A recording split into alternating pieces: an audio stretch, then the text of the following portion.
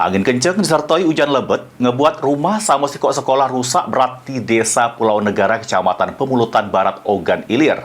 6 warga ngalami luka-luka akibat tertimpa bangunan.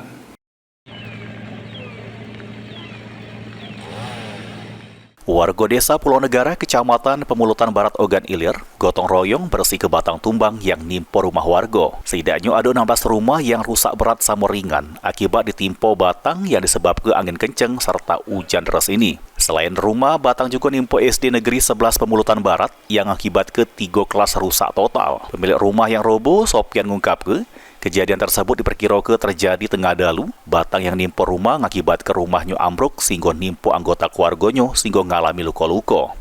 Mbak ini binti Sopian masih dirawat di rumah bidan desa lantaran cedera di kepala serta masih ngalami trauma akibat kejadian angin kencang ini. BPBD dibantu warga bakal mengevakuasi batang tumbang yang nimpa rumah warga maupun sekolah.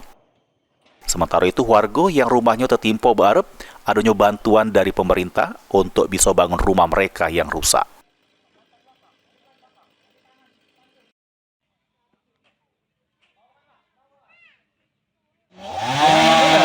Angin deras. Kita ditimpa apa nih?